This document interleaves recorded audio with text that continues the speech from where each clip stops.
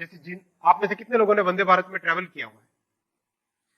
भाई आप बताओ, मुझे प्रैक्टिकली बताओ, झटके, हिलना डुलना, बताओ आपका कैसा एक्सपीरियंस है?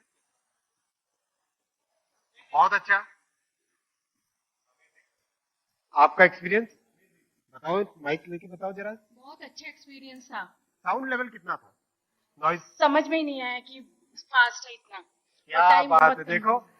आप एरोप्लेन से कंपेयर करो, हमने मेजर किया है, एरोप्लेन से कंपेयर करो, एरोप्लेन से 100 गुना कम, 100 गुना कम नॉइज लेवल है वंदे भारत के अंदर। आपका एक्सपीरियंस?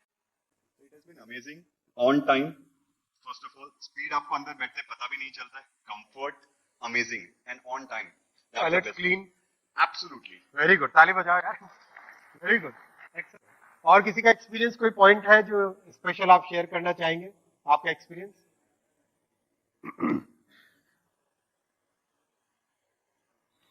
एक तरीके से हर चीज पे ध्यान दिया गया है।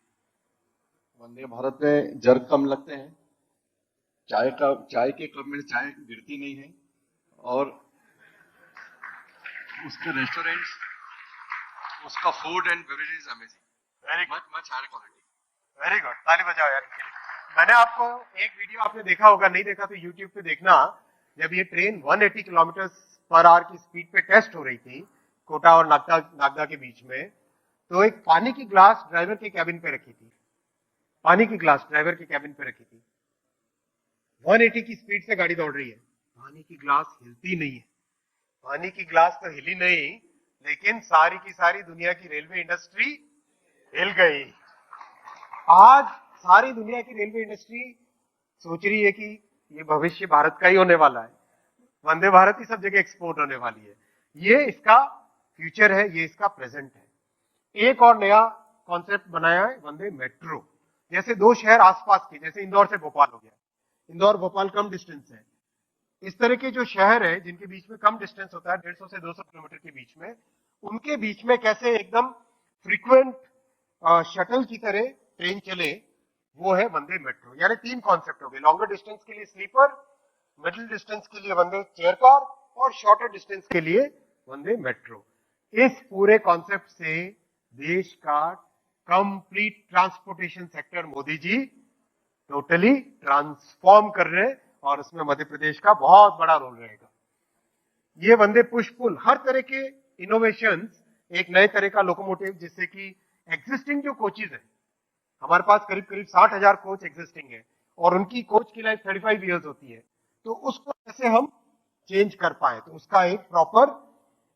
अश्विनी जी, आप तो आईएएस अफसर रहे, तो पहले जब आप बड़ी सरकारों में काम करते थे अफसर के तौर पे, और आप जब मंत्री के तौर पे प्रधानमंत्री के साथ काम करते हैं, क्या फर्क दिखता है आपको जब ये बड़ी बड़ी योजनाएं लेके फाइल लेकर जाते हैं उनके पास? मोदी जी का सोचने का स्केल बहुत बड़ा है। मोदी जी, जैसे मैं स्टेशन की बात करूं, जब हम लोग पहली बार स्टेशन की डिजाइन वगैरह लेके गए, तो 2.5 घंटे का प्रेजेंटेशन था, और 2.5 घंटे के प्रेजेंटेशन के बाद में मोदी जी ने उसको अप्रूव नहीं किया, पीएम साहब ने उसको अप्रूव नहीं किया। रात में 11 बजे मुझे फोन करके बोलते हैं कि अश्विनी, ये जो डिजाइन बना है ये आज के लिए अच्छा है, लेकिन 50 साल आगे की सोचो, और सारे के सारे स्टेशन को 50 साल के पॉइंट ऑफ व्यू से रीडिजाइन करो। ये उनकी सोच है, इतना गहरी सोच है, इतना दूर की सोच है, इतना बड़ा स्केल है।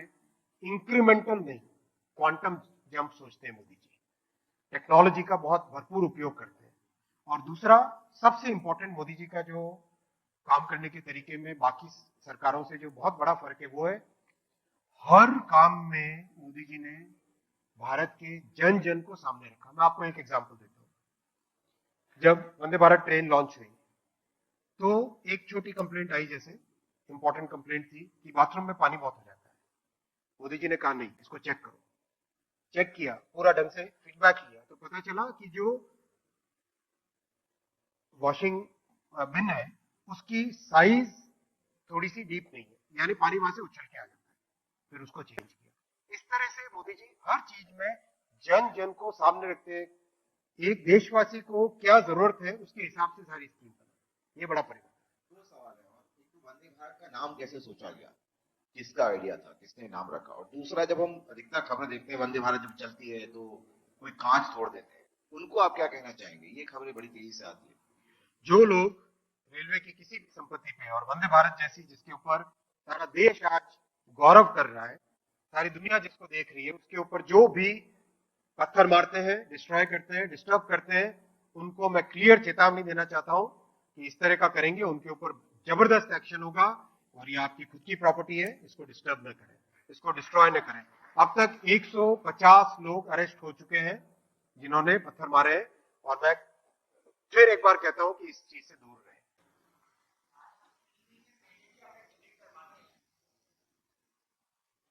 आज हम पहले 3 महीने पहले भी अगर टिकट करवाते हैं ट्रेन का, अगर वो 2 वेटिंग है तो वो लास्ट डेट कंफर्म क्यों होती है? ना ना ना, ऐसा नहीं है। अगर 2 वेटिंग है और कोई ऊपर से कैंसिल करवाएगा तो पहले कंफर्म होगी। डिपेंड करता है कैंसिलेशन पे। देखो 60 वर्षों तक इस देश में जो सरकारें थी, विशेषकर एक परिवार की सरकार थी, उस परिवार ने रेलवे पे कभी ध्यान नहीं दिया। उस परिवार के समय के मंत्री जो थे, आप वीडियो देखना, मैं नाम नहीं लेना चाहता, मॉडल कोड ऑफ कंडक्ट भी है, उन्होंने रेलवे को एक दूध दोहने वाली गाय बोला था। आप समझ गए होंगे किसकी बात कर रहा हूं। ऐसी सरकारें थी देश में। ये जब मोदी जी आए, उन्होंने रेलवे को ट्रांसफॉर्म करने का, क्योंकि जन जन की सवारी है, गरीबों की सवारी है, मिडिल क्लास की सवारी है, इसीलिए आपने देखा 30,000 करोड़ से 2,40,000 करोड़ पे पहुंचा है बजट। इसीलिए आपने देखा इतने ट्रैक बने, इसीलिए आपने देखा इतनी इलेक्ट्रिफिकेशन हुई। अब और कैपेसिटी बढ़ा के ऐसी परिस्थितियां लानी है मोदी जी के 3rd टर्म में कि वेटिंग लिस्ट का झमेला ही खत्म हो जाए। चलिए मैं आगे बढ़ता हूं डिजिटल पे। अब मैं डिजिटल पे बढ़ता हूं आगे, डिजिटल पे बढ़ता हूं। अब आप सब ने डिजिटल का उपयोग किया है। कितने लोग हैं जो डिजिटल पेमेंट करते हैं? यहाँ पे करीब करीब 100% डिजिटल पेमेंट कर रहे हैं, राइट? ये ट्रांसफॉर्मेशन कभी सोचा जा सकता था? एक समय था 10 साल पहले, भारत के जनमानस में कांग्रेस ने लंबे टाइम तक ये भावना डाल के रखी हुई थी कि भाई टेक्नोलॉजी है, चाहे वैक्सीन की हो, चाहे डिजिटल की हो, चाहे इलेक्ट्रॉनिक्स की हो, तो वो बाहर से इंपोर्ट करनी पड़ेगी। एक ऐसी हीन भावना डाल के रखी हुई थी कांग्रेस ने। 60 वर्षों तक हर नागरिक को यह सिखाया कांग्रेस ने कि भाई जब भी टेक्नोलॉजी चाहिए बाहर से लानी है।